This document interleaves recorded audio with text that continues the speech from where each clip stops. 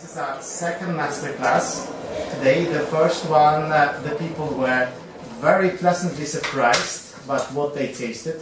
First and foremost, the people are just curious about what the hell, seriously, Russian wine? And then they kind of come here expecting, well, let's kind of try this. And they're very pleasantly surprised, I would say. But without further ado, I'm leaving over to the expert, Roman, the head winemaker of the company. Good evening, ladies and gentlemen. Let me introduce myself. My name is Roman. I'm chief winemaker of the winery I'm going to tell you about today. The name is called Myskhako. Myskhako, this is the name. So, it is situated in Russia, on the south, on the Black Sea coast. You know Black Sea? So here, and we produce about 2 million bottles per year. We have 35 different labels of wines which are produced. You can see on this sheet in 3 different ranges.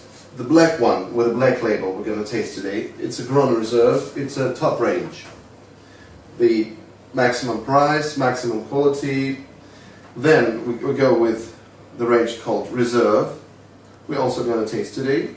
This is a medium range, more like supermarket, but quite good quality. And ordinary semi-sweet stuff is a mass market, quite cheap, easy, and absolutely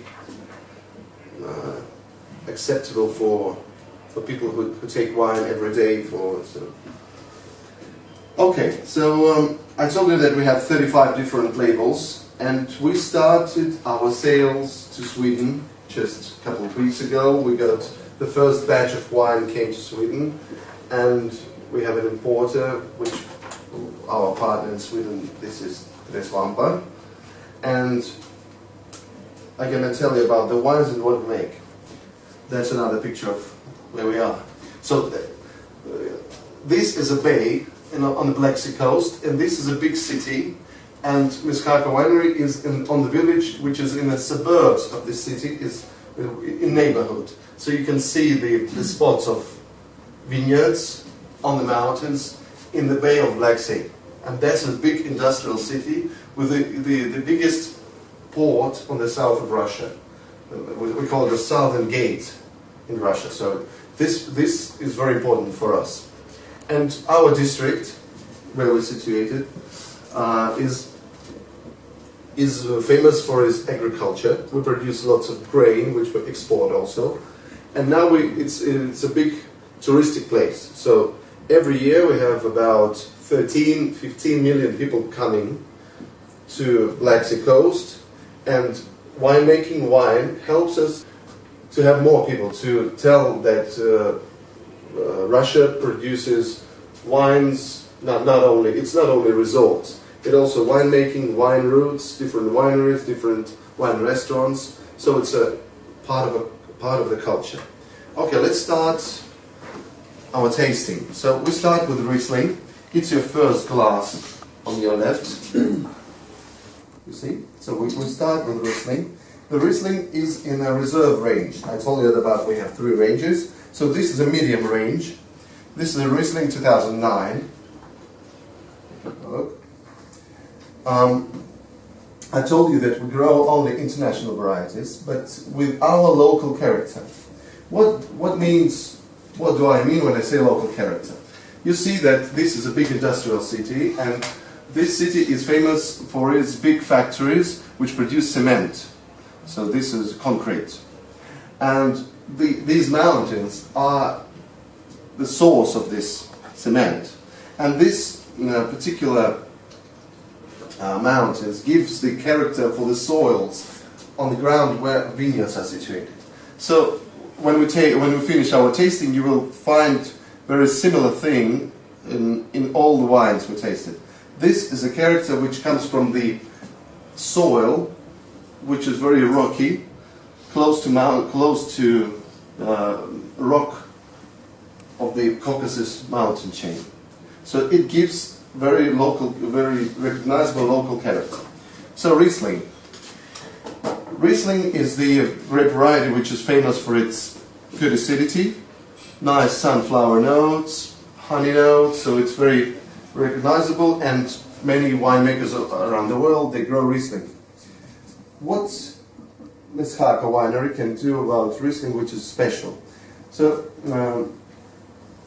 we are situated on the south.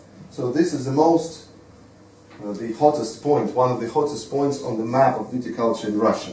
So that's why we make sort of southern Riesling. So it's not that acidic, quite ripe, yellow, and it has intensive tropical aromas. So you can feel that on the nose, on the very beginning, you can feel the special touch, which is called the petrol notes. There are special petrol notes of Riesling. If you try Riesling from Australia or any other southern spot in the wine-producing countries, you can feel this special touch.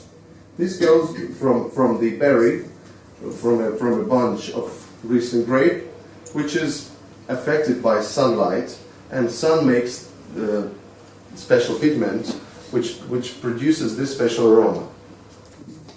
On the other hand, this is absolutely Riesling in terms of its aromatic profile. So it has honey notes, sunflower, and nice acidity depth, and the good mouthfeel. It's all because this Riesling is grown on the southern territory. This wine is in the medium range, so the price is average for the good shelf in the supermarket in the wine department. When you have lots of Rieslings, you can come and see our wines, for example, in different Russian big supermarkets, and also we started export sales. I told you in Sweden, we just started in Sweden, and we also export wine to China, to Germany, and to Belarus. But it's just small export sales. It's not that big, because we have a huge internal market, and our aim is to cover the expectation, the demand of local consumers. So our export sales are more to